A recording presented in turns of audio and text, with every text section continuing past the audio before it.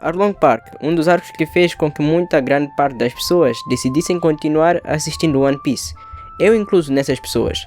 Esse foi o arco que mudou não só a minha visão sobre One Piece, mas também a visão de muitas outras pessoas.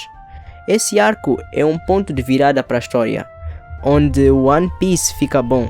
Pessoalmente eu discordo dessa afirmação, pois existem momentos antes de Arlong Park que consolidam One Piece como sendo um anime bom, mas eu não posso deixar de negar que esse foi um arco de extrema importância para a história de One Piece. A maneira como esse arco foi escrita levaria muito dos conceitos do que será a obra. Basicamente, Arlong Park é a pura essência de One Piece, e é isso que a gente vai falar no vídeo de hoje. Como Arlong Park mudou por completo One Piece.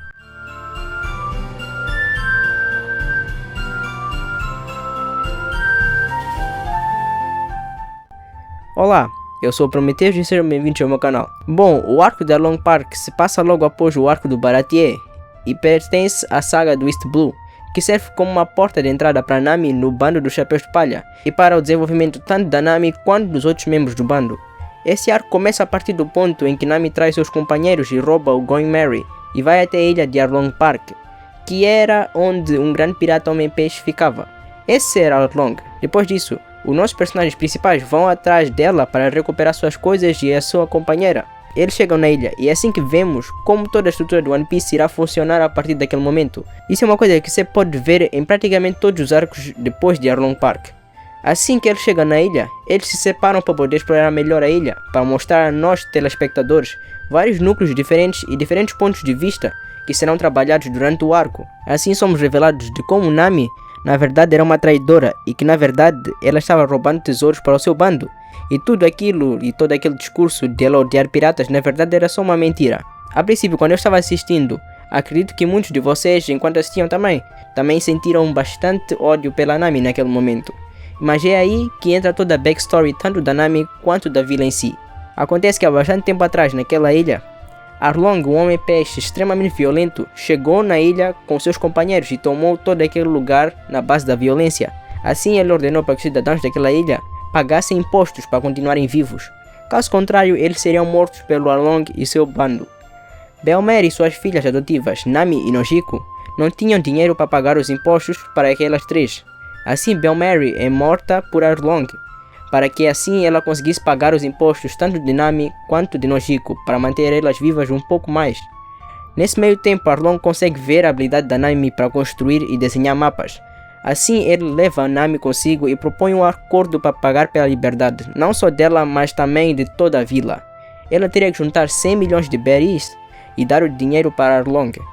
Então ela se juntou à tripulação do Arlong enquanto juntava a quantidade de dinheiro suficiente para conseguir livrar a sua ilha das mãos de Arlong. A partir desse momento, acredito que todos que já assistiram One Piece perderam toda aquela raiva que tinha sobre Nami, pois nós podemos entender um pouco dos seus motivos por trás das suas ações e o que fez ela trair seus companheiros, além de justificar todo aquele ódio que ela sentia em relação a todos os piratas. Bom, em algum momento eles voltam a se reunir com Nojiko. Ela se prontifica a contar o que aconteceu tanto naquela vila quanto o que aconteceu com Nami. Uma coisa bastante interessante de se notar é que quando Nojiko faz isso, Luffy sai do lugar não querendo ouvir a história. Isso é uma coisa muito boa de se destacar, mas eu irei falar mais sobre isso um pouco mais para frente do vídeo.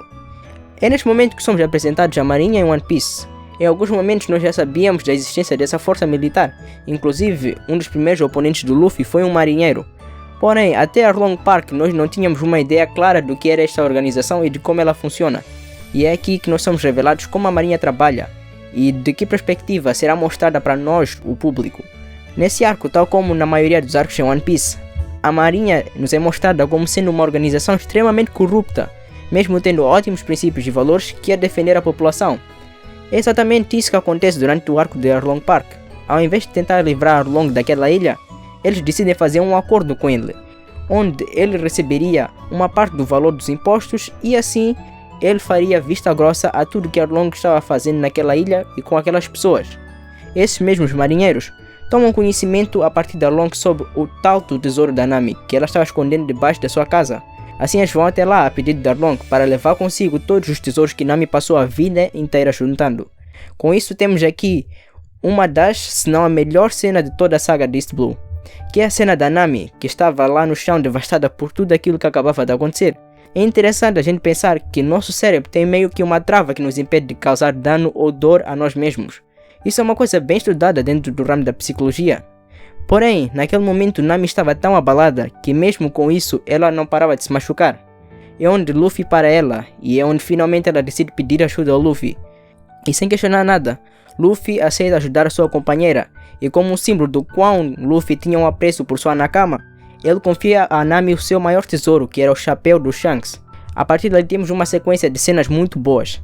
Toda a caminhada para Long Park, uma cena que não teve no mangá, mas que com certeza foi um ótimo complemento para o anime. E seguimos com a luta do arco.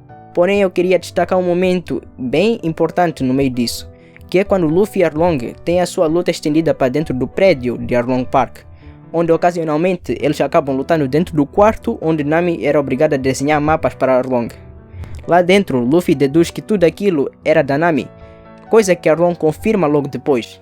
Luffy a princípio pode parecer um personagem bem simples e burro, mas na verdade ele não é. Para falar a verdade, ele é bem mais complexo do que aparenta ser. Ele segura na caneta da Nami que estava cheia de sangue, e só com ela, Luffy pode entender toda a dor que ela sofria nas mãos daquele tritão, e de como todo aquele lugar era uma prisão para Nami. E lembra-se do que eu disse antes?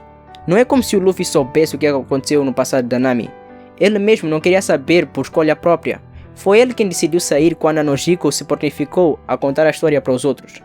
Isso porque, para Luffy, não importa os motivos que obrigaram Nami a fazer o que fez. Para Luffy, independente dos seus motivos, ele iria ajudar Nami, por ela ser uma companheira importante para ele. Só com aquela pequena caneta, Luffy foi capaz de ver toda a dor e sofrimento que Nami havia passado. Com isso ele ficou extremamente irritado por ver que alguém que ele gostava tinha sofrido tanto. Ainda neste arco, alguns momentos atrás, temos este painel aqui, onde Luffy fala sobre o quanto ele dá importância aos seus companheiros.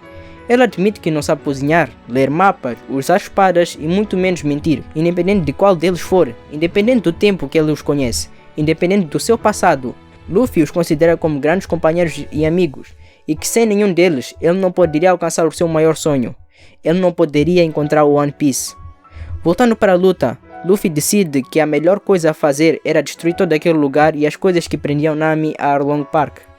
Assim ele começa destruindo todos os mapas, mesas, livros, móveis, tudo aquilo que Nami foi obrigada e forçada a fazer durante vários anos. Aquilo que ela não queria fazer, ele estava destruindo tudo. Depois que ele destruiu tudo aquilo, ele finaliza com Arlong, quebrando todas as correntes metafóricas que Nami tinha em relação a Arlong Park. E por fim, depois de destruir toda a base de Arlong Park por completo, Luffy grita para Nami, que estava do lado de fora, o quanto ele a considera uma grande companheira, simbolizando todas as prisões e correntes que ela acabava de quebrar. E a partir daquele momento, ela acabava de libertar Nami por completo.